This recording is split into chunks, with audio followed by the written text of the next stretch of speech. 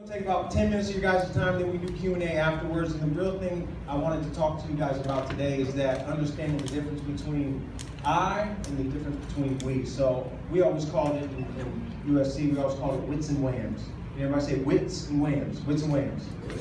All right, so you gotta ask the next question is what's a wit, what's a wham, right? So W-I-T, W-A-M. Whatever it takes, that's a wit. Wham is what about me? Can't win with what about me's, but you can win with W-I-T's. All right, so wits and whams. Anybody been watching USC football this year? Don't watch it anymore, it's terrible. So USC right now is 1-3. 1-2, 1-3, something like that, right? Never, I lost 6 games in 5 years. And I think this is the #1 reason why teams fail and why other teams succeed. Because everybody at the collegiate level has the same amount of scholarships. Everybody at the NFL level has 53 guys who plays on the football team, or baseball is 25, whatever sport. The fields are the same. The guys are good, guys are bad. Everyone's pretty much the same, but what's the difference? Why do the New England Patriots continue to win? Why do the Spurs continue to win? Why do the Yankees, why are all these teams always in the running? Because they understand about teamwork.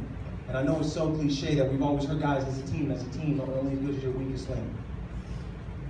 And the strength of the wolf is the pack, and the strength of the pack is the wolf. But the biggest issue that people are feeling today, I think, is because of what we have with our phones. The whole social media thing. Anybody have Instagram? Anybody have Facebook? Anybody have Snapchat? So the whole what about me, that's an Instagram mindset. That's a social media mindset. The only reason I ever got drafted in 2008 is because I played on teams with Reggie Bush, Matt Leinart, Steve Smith, Brian Cushing, Ray Maluga, Keith Rivers, Luka Maola. That's the reason why I got drafted, is because my team was good. And the same thing with all of you guys, the reason why you'll be good as individuals, well, let me reiterate that, rephrase it. The best you will be as individuals is because of how good your teams are. Is anybody undefeated this year in this room? Why not?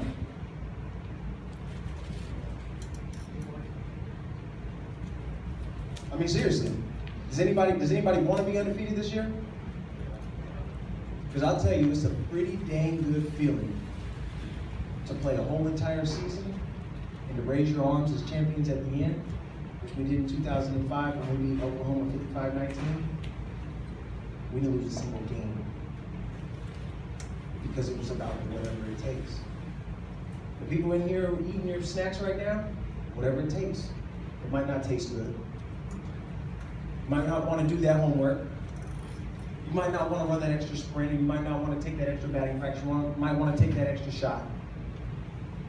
But it's whatever it takes. I'll tell you a funny story. 2007, when I was a junior at USC, I was playing linebacker. I was getting ready to come on my last season as a senior, and I wanted to go to the NFL. Because as a kid, I lived right across the street, about a mile away from here on Westwood Court, near Jefferson. I went to an Oakland A's baseball game. Me and my mom, we went, she raised me at that time, and I said, I want to be a professional athlete. I want to be a pro. I want to be on the field when everybody else stops what they're doing, and everybody's sitting there, and they're coming to the stage, or they're coming to the field, and they're watching us. Anybody else want to be a professional athlete? No, for real. You want to be a professional athlete, throw them high, throw them high. All right. So I went and I said, this is what I want to do. I want to be a professional athlete. I want to go to the league. I want to go to the pros. I want to get paid to play. So I come to middle school, come to high school, I'm playing. I go to USC, I'm playing linebacker. And I said, no, I want to be like Ray Lewis. I want to be like Patrick Willis. I want to be like John Beeson. I want to be like all these great linebackers. And my junior year, Coach Carroll came to me and said, hey, look, I need you to do this favor. I said, what you need, Coach? You need to play a little bit extra on special teams. You need to play a little bit more on Sam, Mike, or Will at linebacker. He said, no. I need you to play fullback. Fullback. I mean, I played a little fullback when I was here, but that was only because I got to touch the ball, maybe a couple times a game. He said, no, I'm going to need you to play just fullback, and there's a good chance that you'll never play linebacker again. And when I went down to the locker room after he told me that, I had a long face. I was sad. I was angry. I was pissed off. Because the only thing I ever wanted to do is I want to play linebacker in the NFL. Not just in the NFL, linebacker in the NFL. And so at that time, my teammates came up to me and they said, hey, bro, we heard that you, Coach Carroll talked to you about playing fullback. We need you. We need you. I was thinking, no, I'm supposed to play linebacker. That's why I came to this school to play linebacker.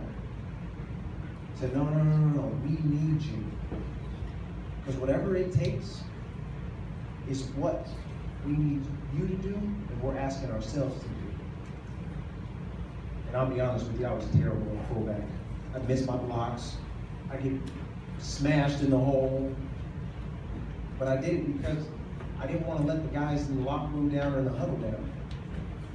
I did it because the only reason I left this place in Vacaville, Vacaville High, to go to USC was to win Pac-10 at the time championships and national championships. It wasn't about me, because I have 6 rings at home right now. And the only reason I have 6 rings is because of what the man next to me did and what we did collectively. And every single one of you guys who had your hand raised who wants to play at the collegiate level, wants to play professionally, every single one of you, that's possible. But I'll tell you what's the honest to God reality. If you're on that borderline between maybe going to a Alabama, LSU, or maybe a UC Davis, if your team is not good, automatically you're going to go to the smaller school. But if your team is really good, your chances of going to that elite Division I school, that we all sit there and watch the games, and we watch March Madness, we watch the College World Series, we watch the playoffs at the end of the year, football, your chances will be elevated because your team is good. And understand that you can go as far individually as your team collectively. And it doesn't stop just playing sports. This has to carry on into your life. The way you go to class, the way you look people in the eye and you shake their hands, what you post on social media, schools, people, jobs, life, they're looking at all of that. This year, offensive lineman who went to the Miami Dolphins, he lost $11 million because he posted a picture of himself with a bong mask. $11 million. He posted a picture because he had his mask on and he thought it was cool to post that he was smoking weed. I'm not telling anybody how to live their life, but if smoking weed is worth $11 million to you, you sit in the wrong room. But understand that as far as your team goes, you can go. I'm not telling you something I read, I'm telling you something I lived. At the highest level, the great teams play well together. The good players figure out a way to get their team to play together. Understand who's next to you. Understand the player who's next to you. Understand what drives them, what motivates them. And know that this, wherever you are, football, I know you're in the football season. Whatever your record is now, make sure you change that the moment you walk outside this room. If you play basketball, is it basketball season? It's not basketball season? Okay, so I'm gonna ask you and challenge you, what are you doing today to get better for the season? Don't pretend to do it, don't put it on social media saying, grind, this is my team goals, and anything like that, because hashtags don't win nothing. Baseball, same thing. What are you doing to prepare? Any seniors in here? Okay, so seniors, this is it. You don't get bonuses. I don't know, when I was a freshman, they used to have fifth quarter. They have fifth quarter still? You don't get a fifth quarter. You're not gonna play next year just because you played this year. It's over.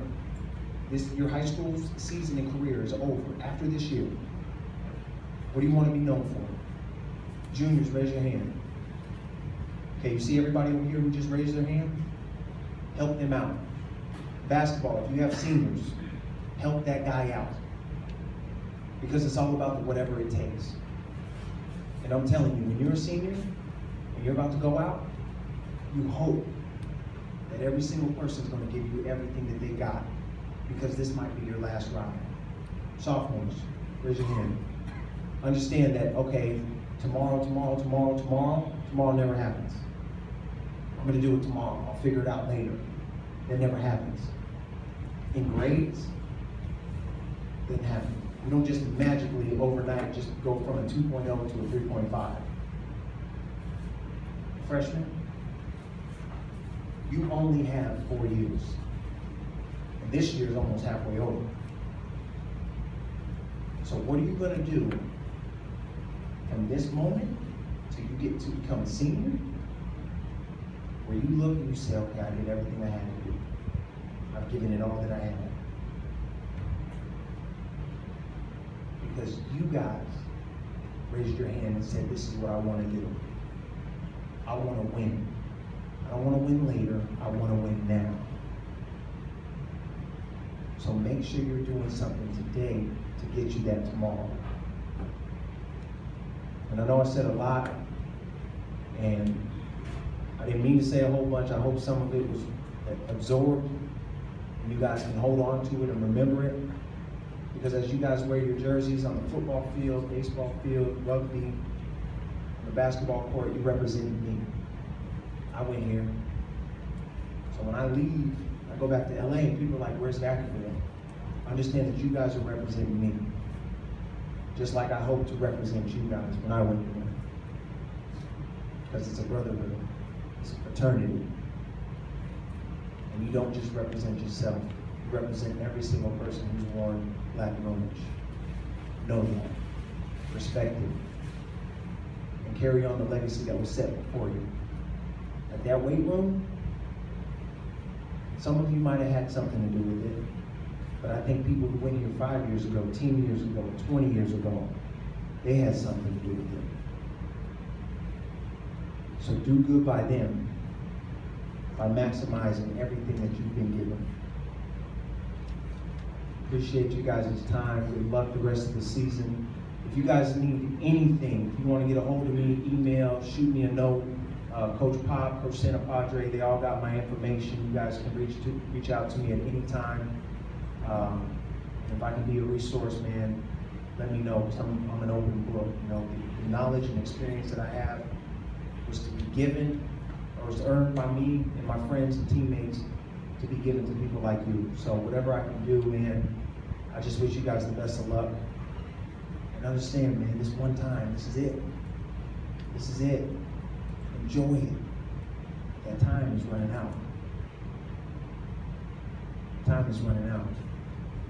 Coach, I think you said we got Q&A. We got a couple minutes. 10 minutes. Questions? Yes, sir. When did you start playing football? I started playing football when I was 14. About 2 weeks before school started my 9th grade year. How many sports did you play here? I played 2 consistently, and I tried rugby for a day. I got kicked in the mouth, and then I was like, no, let's go back over here and play baseball. How many guys at USC played more than one sport in high school? How many guys at USC played more than one sport? I would probably say 90%. Because here's the thing, you can be good at football, or good at baseball, or good at track, or good at something, but you want to be athletic. And how do you become athletic? By playing multiple sports. And the burnout rate, if you sit there and play one sport for all year long, for 5 or 10 years, one sport, you're gonna get burnt out. Imagine eating your favorite food every single day for 10 years. You don't get to switch it. You're like, I don't want to do this no more. I don't want to eat this food. There was a statistic in a study that was done that said 75% of Olympians play 3 sports up until they're 16 and 2 sports up until they're 18. Great question. Yeah, I ask because it's not just a football thing with you too, and I know within the SC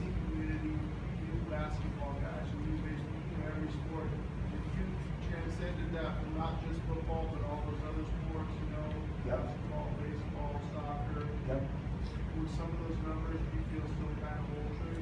I think the numbers hold true because you're constantly moving on the same body parts. You're moving on the same thing. You're only shooting with your arm. You're only running with your legs. You have to do something to become agile. Agile means being able to move. Being able to move doesn't mean just doing the same move over and over and over. How many of you guys know what spin class is? Cycling class. Take cycling class. I took cycling class at the end of my NFL career, and I wish I would have took it earlier. How many of you guys know what yoga is? Took yoga. How many of you guys know what boxing is? Took boxing. I wasn't trying to be a good football player.